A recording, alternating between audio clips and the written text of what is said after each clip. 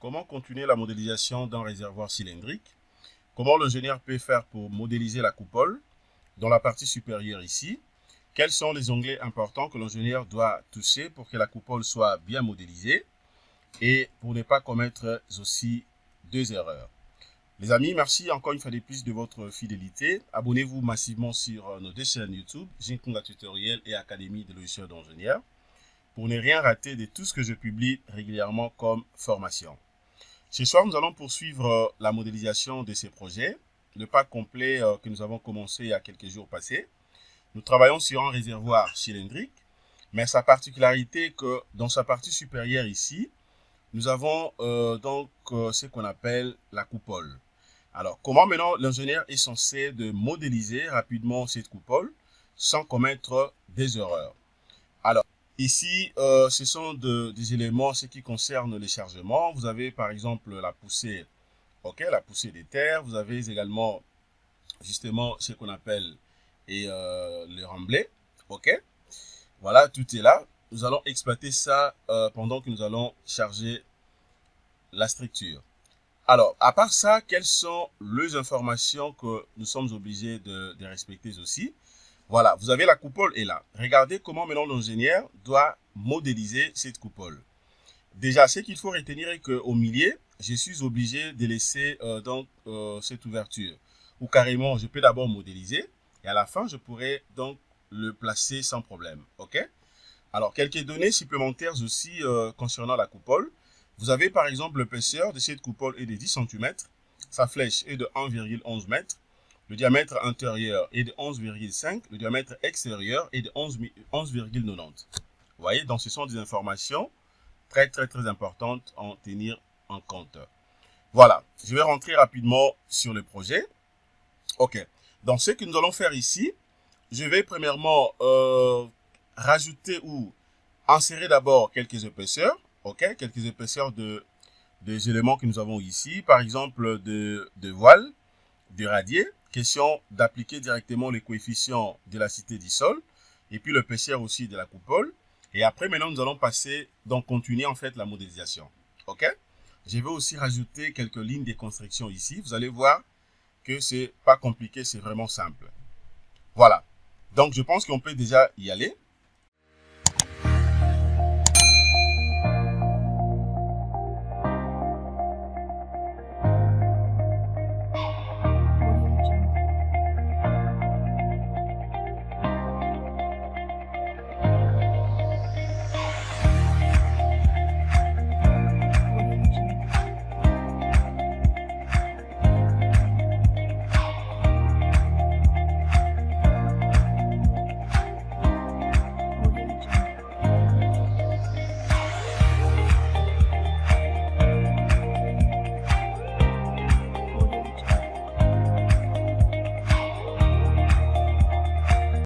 Bonsoir chers tous, bienvenue sur Jinkunga Tutoriel et Académie des logiciels d'ingénieurs et grandissons ensemble.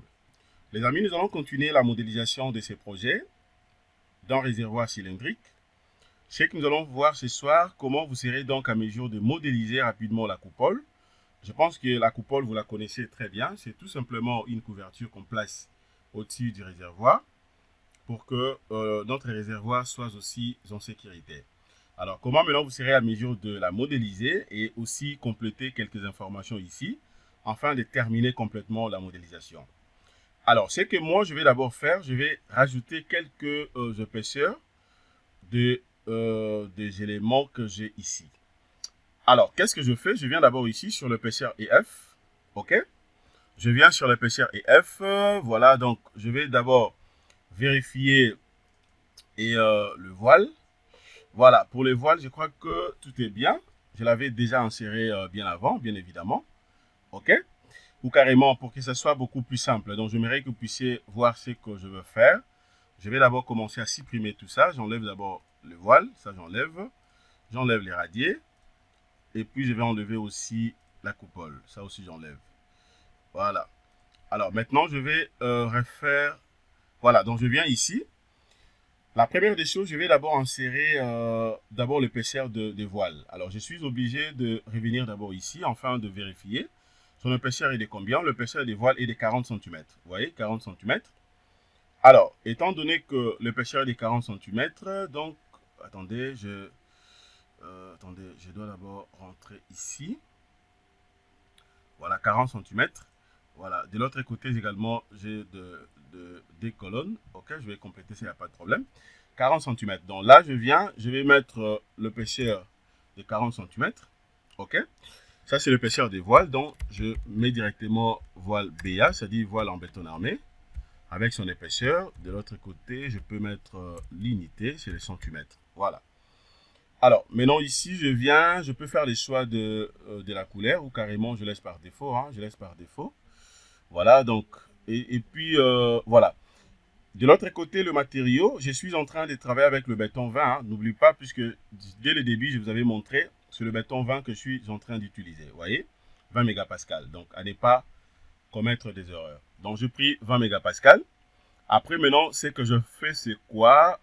Concernant les voiles, c'est tout. Et puis, je vais ajouter. Ok, c'est bon. Deuxièmement, je vais enserrer maintenant pour les radiers.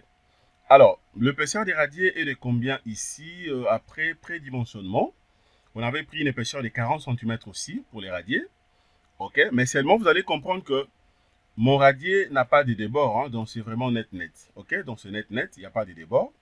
Généralement, je peux avoir soit les débords de 0, ça dépend, 0.30, 0.30, 0.20, ça dépend. Mais pour ces projets ici, il n'y a pas de débord, donc c'est net. Donc, je vais prendre tout simplement l'épaisseur de 40. Voilà, donc je viens ici, l'épaisseur, je laisse toujours 40. Et cette fois-ci, je vais changer. Je prends maintenant les radiers. Voilà, je prends radier avec son épaisseur de 40 cm. La couleur, je laisse aussi automatique. Voilà, matériau, toujours béton 20. Mais pour les radiers, d'autant plus que je vais enserrer les coefficients d'élasticité du sol, eh bien, je suis obligé de venir cliquer sur paramètres d'élasticité du sol. Voilà, les KZ est connu. Voilà, les KZ est connu, c'est parmi mes données ici. Donc, je vais prendre les KZ égale justement à 20 000 kN par mètre cube. Ok, c'est tout. Voilà, maintenant, à part ça, regardez les amis. Là, je suis obligé d'insérer aussi la valeur KX. Ok, la valeur KX et KY. Pourquoi c'est important de les insérer? C'est justement pour éviter de recevoir, pour éviter d'avoir le message d'instabilité. Vous voyez? Puisque généralement, je peux travailler seulement avec les KZ sans pourtant insérer les coefficients KX ainsi que les coefficients KY. Mais seulement si, donc ce qu'il faut noter également, ça ne va pas influencer les calculs. Vous voyez? Donc même si je laisse ça comme ça, il n'y aura pas d'effet sur les calculs. Mais seulement que je vais recevoir quelques messages d'instabilité qui ne va pas vraiment impacter en fait les calculs de notre projet. Vous voyez, mais par contre, si vous refusez d'avoir ce message d'avertissement ou ce message d'instabilité, eh ben, généralement, je peux prendre les 10% des KZ, puisque c'est comme ça qu'on procède. Vous voyez? Donc, il faut prendre KX, la valeur de KX doit être prise justement par rapport au KZ. Donc, les 10%, si je prends les 10% de 20 000 kN par mètre cube, ça me donne 2000. OK? Donc là, j'aurai 2000 kN par mètre cube. Les KY aussi, 2000 kN par mètre cube. OK?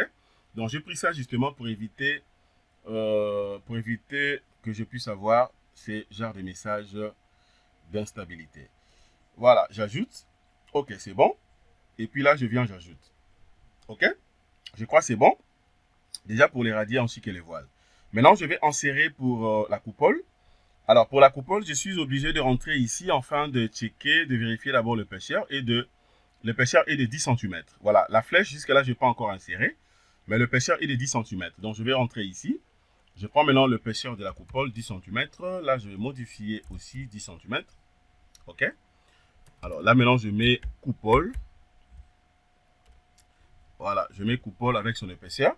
Attention, il faut décocher ici, hein, donc, dans la coupole, on n'a pas besoin de ces coefficients d'élasticité du sol.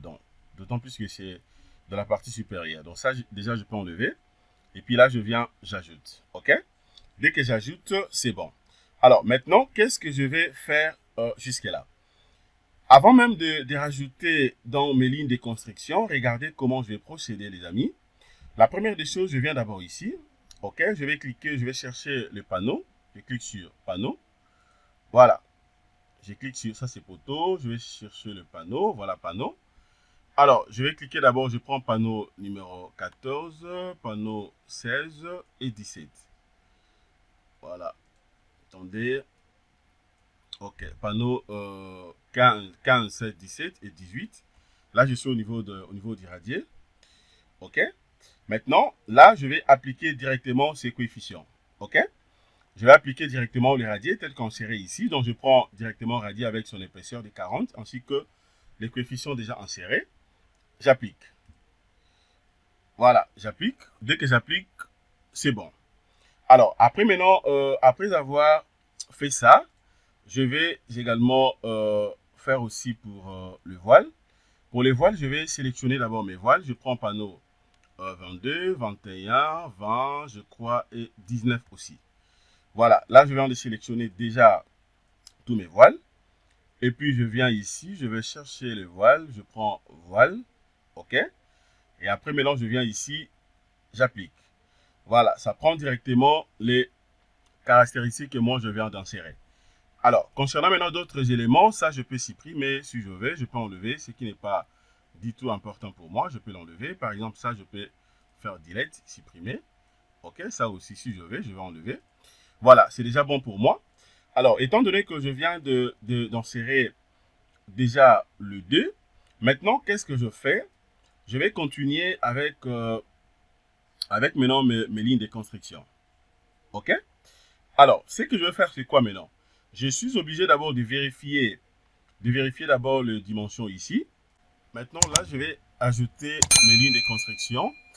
Je viens ici, je prends directement ligne de construction. Je suis obligé de rentrer d'abord ici afin d'avoir la précision. Voilà. Alors, ici, déjà, à ce qui concerne le diamètre intérieur que nous avons utilisé, OK, hormis bien sûr l'épaisseur de voile, nous avons utilisé le diamètre de 11,50. Alors, moi, je vais le scinder en deux. OK, ça sera divisé par D. Donc, si je veux le faire comme ça, c'est-à-dire quoi? Donc, je dois prendre donc le 11,50. Je vais diviser ça par 2. OK, ça me donne 5,75, donc 75. Et donc là, je viens ici, je vais prendre suivant la direction des X.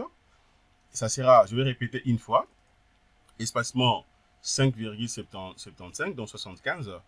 Je clique sur OK. Non, OK, oui. J'ajoute. Alors, d'abord, je mets ça en gras pour que ça soit les milliers. Et puis, je vais rajouter encore une fois, voilà, 5, espacement 5,75. J'ajoute aussi. Donc, l'équilibre, ça fait 11 mètres 50. Vous voyez? Alors, je vais faire la même chose aussi suivant la direction des Y. Une fois, 5,75. Voilà, 75, j'ajoute. Je mets en gras. Une fois, 75, j'ajoute aussi. Voilà, donc ça, c'est suivant la direction de Y. Maintenant, je passe directement suivant la direction des Z en hauteur. Maintenant, suivant la direction des Z, ce que je vais faire, c'est quoi? Déjà, d'abord, cette hauteur, je suis obligé de savoir d'abord cette hauteur. OK, la hauteur totale ici, on avait pris une hauteur de combien? Alors, là, pour ce faire, je suis obligé de rentrer toujours ici. Voilà, donc cette hauteur, on avait pris une hauteur de combien? Voilà, c'était de hauteur de voile, c'était de 5 mètres 32. OK? C'était de 5 mètres 32. 5 mètres 32. Hauteur de voile, 5 mètres 32. Voilà, donc je vais prendre 5 mètres 32. OK, là je vais répéter une fois. Une fois, espacement 5 mètres 32. OK. Voilà, j'ajoute. Je crois que c'est 5 mètres 32. Je dois vérifier. Voilà, 5 mètres 32. Je crois que c'est bon, non? 5 mètres 32. Voilà, 5 mètres 32. Et après ça, je vais encore répéter quoi? Une fois. Cette fois-ci, maintenant, je prends la flèche, c'est-à-dire des coupoles. OK, donc 1.11. 1,11. Donc, une fois, 1,11. Voilà, 1,11. Bon, ça, je peux mettre ça d'abord en gras. 1,11. J'ajoute aussi. Ça fait 6,43. Ok, je crois que avec ça, c'est bon. Maintenant, à part ça, je peux que appliquer. Je viens, j'applique. Ok, dès que j'applique, je vais voir d'abord à quoi ça ressemble. Ok, je vais voir à quoi ça ressemble. Voilà. Maintenant, ce que vous allez remarquer ici, qu'en réalité, ça sort un tout petit peu à côté de notre projet. D'autant plus que je n'avais pas modélisé ça. En fait, j'ai pris tout simplement déjà la forme prédéfinie. Je suis en train de travailler avec ça. Mais qu'à cela détienne, c'est pas grave, c'est pas compliqué. Je sais comment je vais travailler sur ça. Alors, ce que moi je vais faire ici, regardez. Je suis maintenant obligé soit de tracer tout simplement un segment de droite ici. Vous voyez? Regardez ce que je veux faire. Et donc, là maintenant, qu'est-ce que je fais? À ce stade, je vais d'abord créer un arc ici, même si c'est décalé. Bon, je vais quand même trouver une solution, étant qu'expert. Voilà, donc ce que je fais, c'est quoi? Je viens d'abord ici. Je vais changer en fait le repère. Je viens là, je vais cliquer d'abord sur 2,2. OK? 2,2 et puis je prends la vie XZ. L'axe XZ. OK? Alors, maintenant, étant donné que la hauteur de la coupole est connue, la flèche, alors je viens maintenant ici. Je viens ici, je vais d'abord prendre, voilà, je prends l'arc. OK, débit fin centre. Je vais travailler avec débit fin centre. Ici, je laisse toujours arc. OK. Alors, discrétisation de l'arc ici, je vais diviser. En fait, la division, le nombre de bords, c'est justement pour avoir une bonne précision. Vous voyez, puisque vous le savez très bien. En réalité, pour avoir un arc au grand complet, eh ben, je suis soit obligé de diviser ça par nombre de bords. OK? Question d'avoir des segments. Alors, moi, je prends ici, je peux prendre même 70. OK, je prends ça 70 pour que ça soit beaucoup bien précis en fait. Je clique ici, première clic là, deuxième là. Voilà, je vais chercher la bonne position. OK, je crois que ça quand même c'est bon.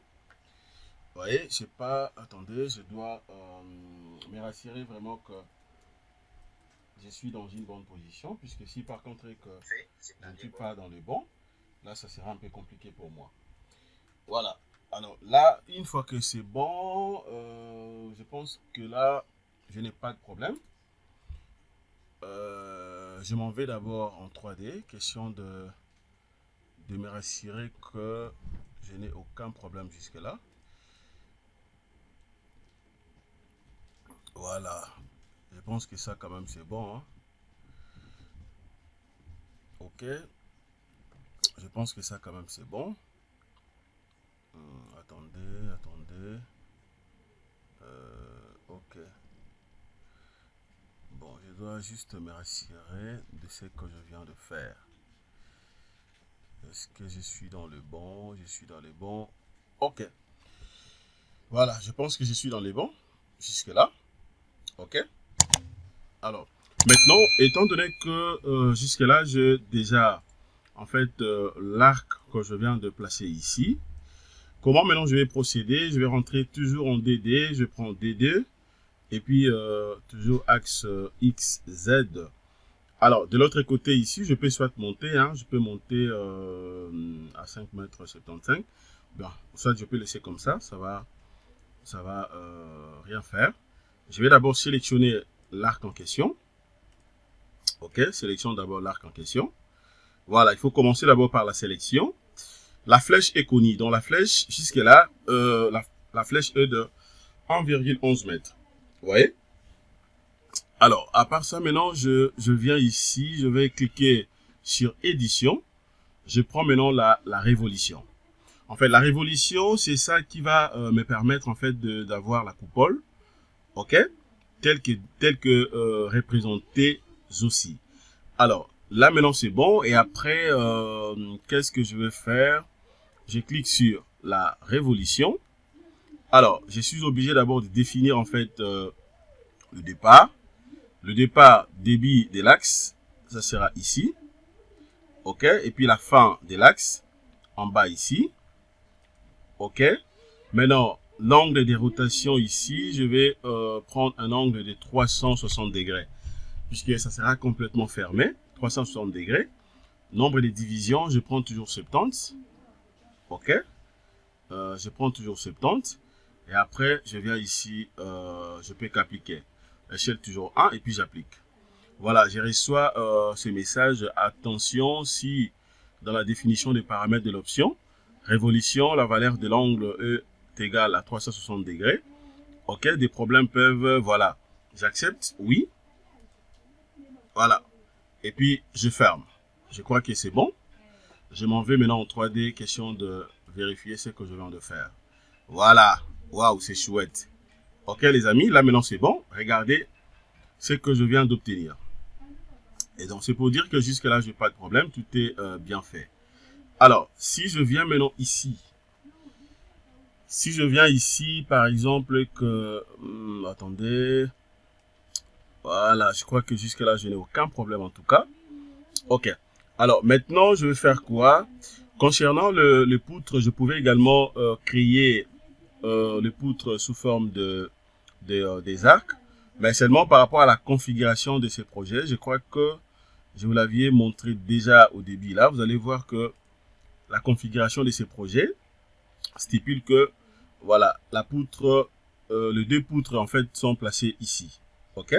Ce sont des poutres droites.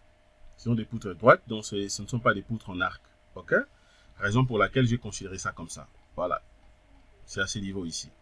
Les poutres ne suivent pas directement la coupole, mais les poutres soutiennent tout simplement les réservoirs. Donc je laisse ça comme ça. Voilà, donc jusque là, je n'ai aucun problème. Je suis dans le bon. Alors, après maintenant, ce que je peux également compléter ici, je peux maintenant placer aussi justement voilà. Voilà. Donc je peux également placer la poutre ici. Vous voyez, je peux placer la poutre ici. Alors, si je veux placer la poutre, comment je vais le faire? C'est très très simple. Voilà, je clique d'abord à vide. Voilà, notre coupole est là. OK. Alors, c'est bon jusque là. Et comment je vais faire maintenant pour placer la poutre? Alors, je viens d'abord ici, je vais prendre DD. DD. Cette fois-ci, je vais prendre des axes Y et Z. Non, je prends X et Y. Alors, maintenant, je monte à 5 mètres, 5 mètres 30D. Voilà, c'est à partir d'ici que je vais placer maintenant ou tracer rapidement et la poutre. Alors, pour ce faire, je viens ici. Je crois que j'avais déjà inséré le pêcheur de la poutre BA. Voilà, poutre BA. La section, je crois que je l'avais déjà définie. La section de poutre BA, c'était de combien? Est-ce que c'est ça la section? Attendez, je vais voir d'abord. La section de la poutre était de combien? Je crois que c'est 60 fois... voilà, 60 fois 100 mètres. Ok, 60 fois 100. Donc, je vais rentrer ici. C'est 60 fois 100, c'est ça. Ok, 60 fois 100. Je viens là. Je viens là. Je vais prendre, cette fois-ci, je prends paramètres. Discrétisation. Le nombre ici, je prends toujours 70, puisque c'est avec ça que j'avais commencé. Je prends centre et rayon. Alors, étant donné qu'il s'agit justement de poutres, donc je vais cocher créer barre. OK. Après, maintenant, je viens ici. Je vais commencer d'abord par les centres. et puis le rayon. Voilà. Je crois là c'est bon. Et je vais aller rapidement sur la vue 3D. Question de voir un peu à quoi ça ressemble. Vous voyez, donc si je clique ici, voilà. Exactement, c'est la poutre que je viens de placer ici. Ok, donc c'est par rapport à la section de la poutre. Hein, c'est ma section de la poutre. La section que j'ai ici, c'est une section de, comme je vous avais dit tout au début là, c'est une section justement de des 60 fois 1 mètre. Ok, 60 fois 1 mètre, c'est ça. Voilà, ça reste quoi? Je crois que là, je suis dans le bon. J'ai presque tout modélisé. Alors, maintenant, je vais faire quoi à ce niveau? Comme je viens de tout modéliser presque, il me reste que de décharger. Ok? Mais avant de décharger, attendez, je vais d'abord vérifier un truc ici. Je viens d'abord ici, je vais prendre DD. Voilà, je vais monter d'abord à la fin là, je monte bon, à 6 mètres 43. Ok. Voilà. Et donc là, je suis dans le bon. Il me reste qu'à créer rapidement donc l'ouverture ici. Attendez, je peux vous montrer. Donc ça, c'est ce que je vais créer. Mais je crois que pour éviter à ce que la vidéo soit très longue, on peut arrêter à ce niveau. Voilà, merci de votre disponibilité. Excellente soirée. Au revoir.